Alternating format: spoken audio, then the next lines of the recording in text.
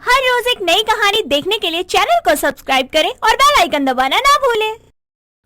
उमा बहुत भारी थी। पूरे मोहल्ले में उसके जैसा भारी कोई नहीं था। उमा अपनी दो बहुओं कोमल और पलक के साथ रहती। ऐसे ही एक दिन उमा सुबह उठती है और ठुमकते हुए अपने हॉल में आकर बैठ जाती है और अपनी बहुओं को आवाज लगाते हुए बोलती है, अरे ओ मेरी प्यारी बहुओं, जरा खाना तो ले आओ। जी माँ जी, अभी लेकर आए। इधर उमा अपने खाने का इंतजार कर रही थी और उधर दोनों बहू रसोई में आपस में बातें करते हुए बोलती हैं। जी एक बात सच सच बोलूं, माँ जी बहुत परेशान करती हैं। छोटी, तुमको क्या लगता है कि मैं इस घर में खुश हूँ? ना जी ना, मैं तो जब से इस घर में आई हूँ ना, माँ जी ने तो मेरा जीना हराम कर दिया है।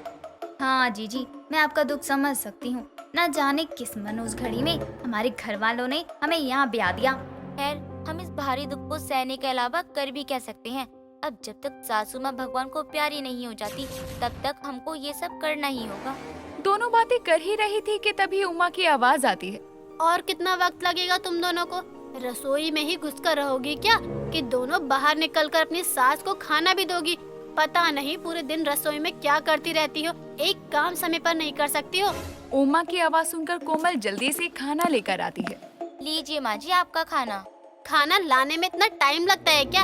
ऐसा क्या करती हो दोनों रसोई में जो बाहर निकाला ही नहीं जाता? माँ जी, आपका ही तो खाना बना रही होती हूँ। अब आप एक दो रोटी तो खाती नहीं हो, 5 मिनट में बन जाए जो। आप तो 50 रोटी से नीचे रुकती ही नहीं हो। अगर मेरे खाने पर नजर लगाई ना तो दोनों को अपने नीचे दबाकर पिचका दूंगी, फिर माई बाप करते रहना दोनों। कोमल उमा को बिना कुछ बोले वहाँ से चली जाती है और अपने कामों में लग जाती है। ऐसे ही वक्त गुजरता है और गुजरते वक्त के साथ कोमल और पलक दोनों उमा से बहुत परेशान हो जाती है। ऐसे ही एक दिन उमा की पड़ोसन विमला आती है। अरे, घर में कोई है क्या? जी आंटी जी, बोलिए क्या काम है आपको? कुछ नहीं, मैं तो बस ऐसे ही उमा से मिलने आ गई। वो तो आ नहीं पाएगी, इसीलिए मैंने सोचा खुद ही हो आऊं। वैसे तेरी भारी भरकम सास कहाँ है? कहाँ रहेंगी, अपने कमरे में पलंग तोड़ रही होंगी। अरे, ऐसा क्यों बोल रही है? सास है तेरी। क्या बताऊं आंटी जी आपको, मैं तो परेशान हो गई हूँ माँ जी से।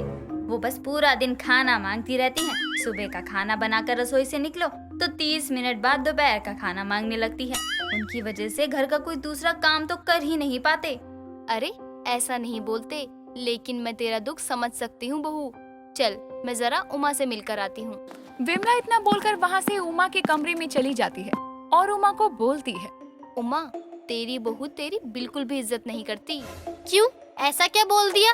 जब मैं बाहर से आ रही थी तो मुझे रोकर तेरी बहू तेरी बुराई कर रही थी।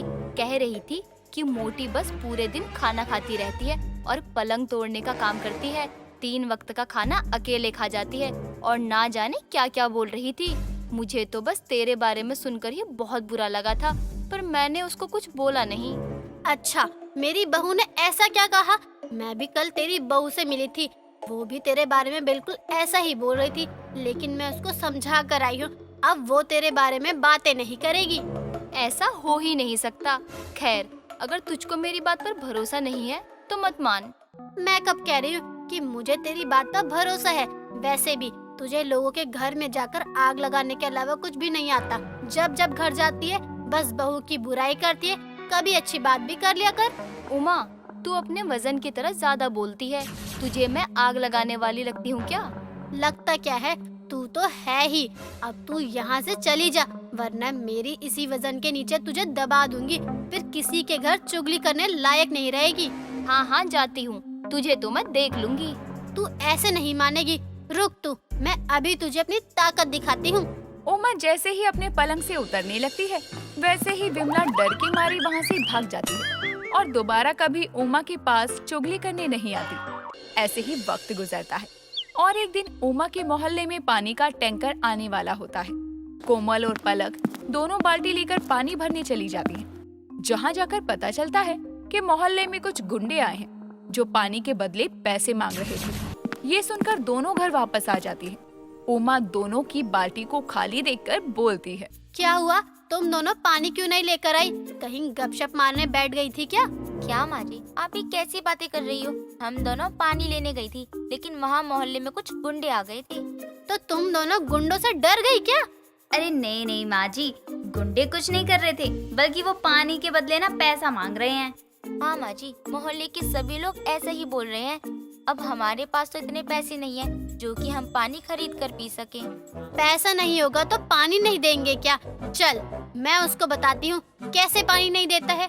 रहने दीजिए माँ जी, आपको वहाँ तक जाते जाते तो अगली सुबह हो जाएगी, आप घर में ही रहो।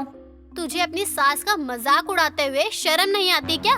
चल तुझे बताती हूँ कि तुम्हारी सास सब पर भारी। उमा इतना बोलकर अपनी दोनों बहुओं का हाथ पकड़ती है और उनके साथ गुंडे के पास जाती है, जहाँ पहुंचकर वो देखती है कि गुंडा लोगों पर दादागिरी कर रहा है। तभी उमा मिंटू नाम के गुंडे को कहती है, अबे तू लोगों पर दादागिरी क्यों दिखा रहा है? दादागिरी नहीं अम्मा, इसको गुंडागर्दी कहते हैं। और अगर पानी चाहिए तो पैसे देकर पानी पियो। किस बात के पैसे? ये सब सरकार हम लोगों को देती है, और पैसे क्या तेरा बाप छोड़ कर गया? सरकार देती हो या ना भी देती हो, पानी के बदले पैसे देना ही होगा, वरना इतनी गर्मी में बिना पानी के मरो।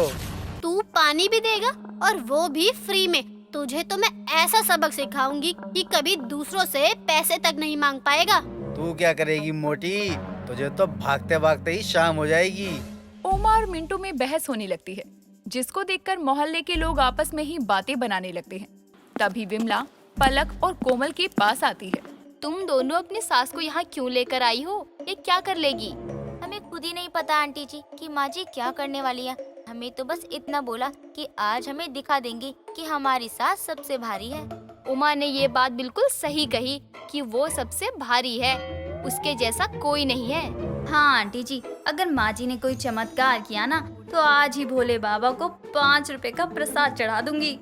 अगर कुछ न कर पाई तो वो 5 रुपए से मैं खुद का पेट भर लूंगी।